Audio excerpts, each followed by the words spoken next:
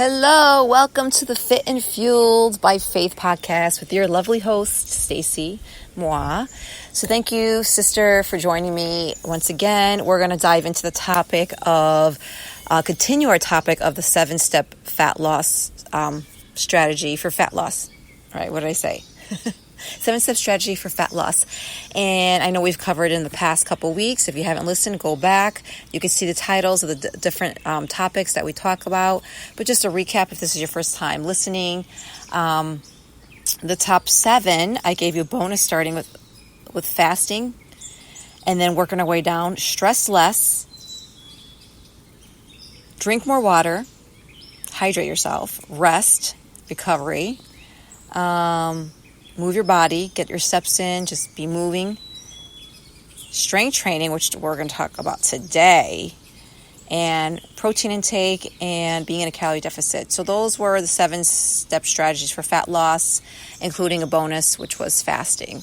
So we talked about fasting, we talked about stress, hydration, sleep, moving your body. So you can go back and listen to those episodes. And today we're going to talk and dive into strength training and the importance of strength training and how to get started and what to do if you've never strength trained. So welcome. My podcast is here to share faith and fitness, everything in between, to help you on your journey when it comes to our wellness, well-being, mental health, physical health, spiritual health, you name it. So I'm continuing this journey. I'm enjoying this because as a personal trainer, fitness coach, it's always good to just kind of to read more and study and research more about these 7 different things that we can implement for fat loss. Because, it's not just one quick fix or one pill that's just going to solve all that.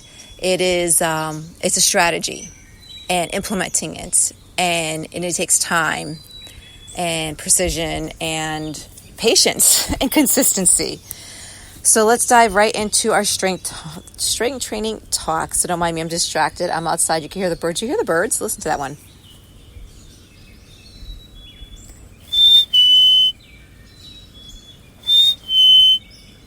Anyways, I love it. I'm outside here in my beautiful yard, looking at the pool, sitting on the deck, just finished my brunch.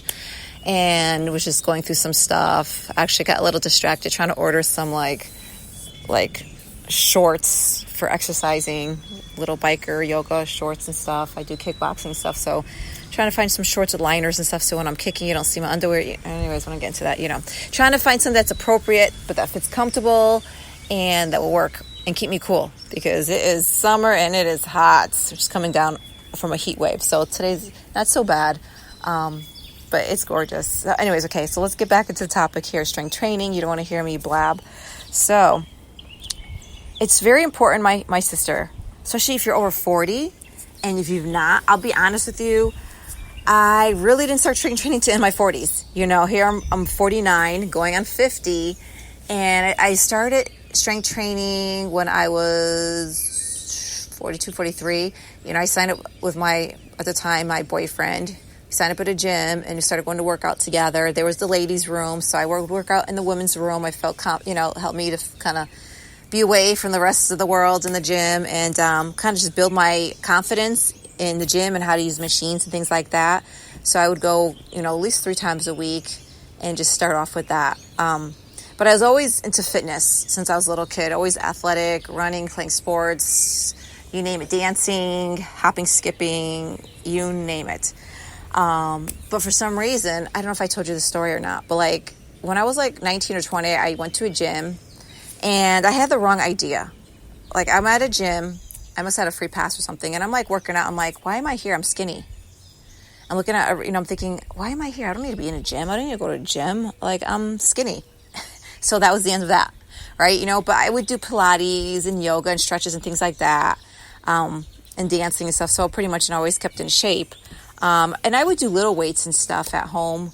High school, I started in gymnastics where we did conditioning and stuff. I had a barbell in my room. I would do little weights and things like that. I would follow along with, what's her name? Kathy Smith. What is it? Be a PBS. they had all like the free exercising in the morning or something. So I would do the Galad. Oh my goodness. So I was always into fitness and stuff, doing a step, like a step is back in.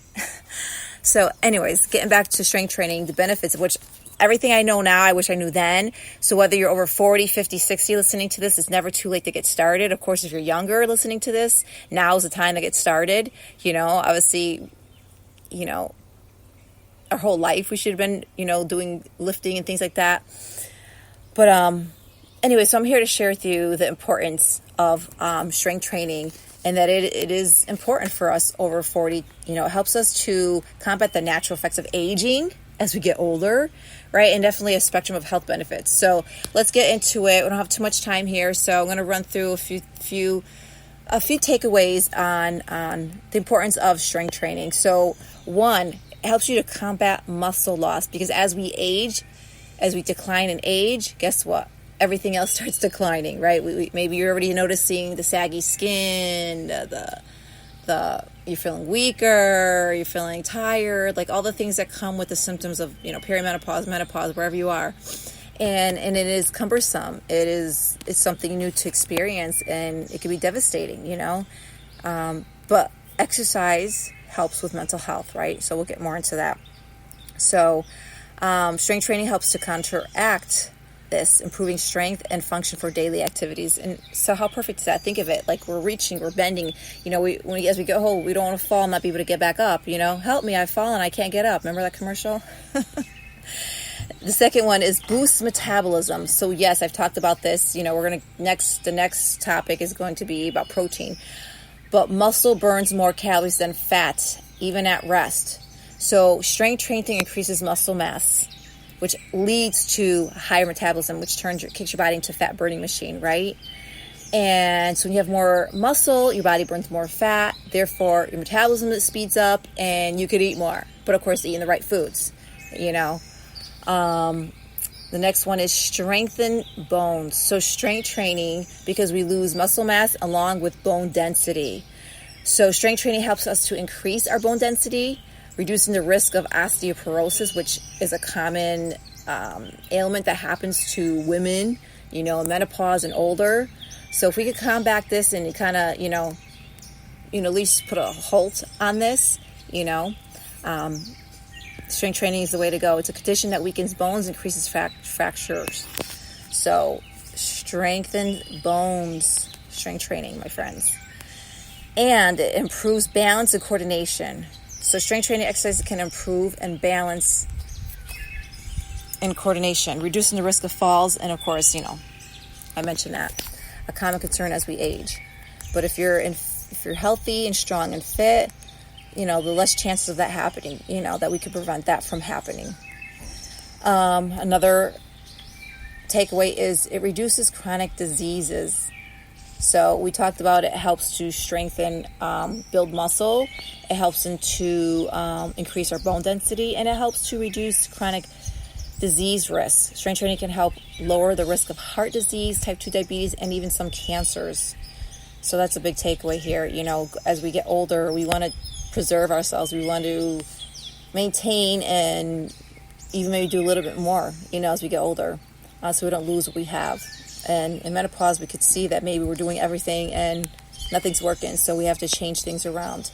And maybe if it's not strength training you're not doing, this is the time to incorporate strength training into your daily routine or weekly routine. And last one here, boost mental well-being. So strength training has been shown to improve mood, yes, reduce stress, enhance cognitive function. So like with any exercise, when you work out, your body releases the happy hormones. You feel good, the serotonin, the oxytocin. You accomplish something, you achieve the goal, you feel good, So these are some things, takeaways of the importance of strength training. And let's see how much time I have here. Okay, so I'm going to continue with, now you're probably saying, okay, cool. Now I know strength training helps. It's something I need to incorporate in my day. But how do I strength train, Stacey? How do I start? What do I do?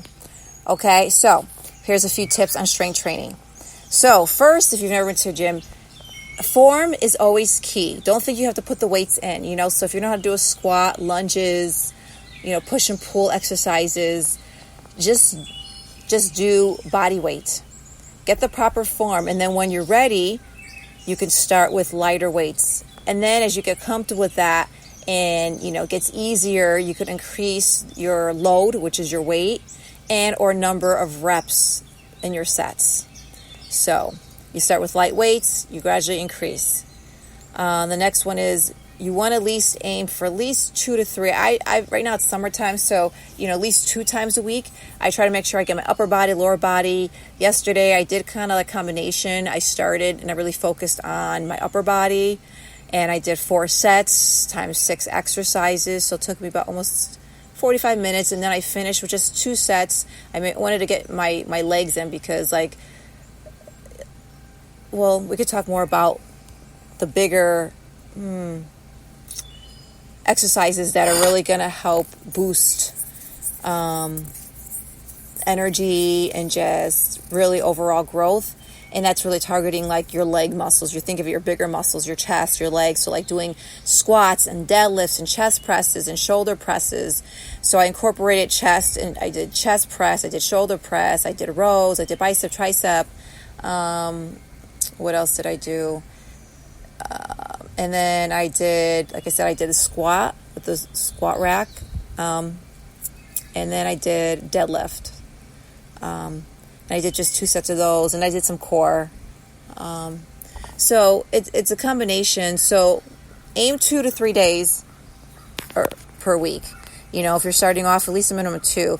But also on top of that, you want to just, you can incorporate your other activities. Like I did Pilates, I do yoga, I do kickboxing, I walk.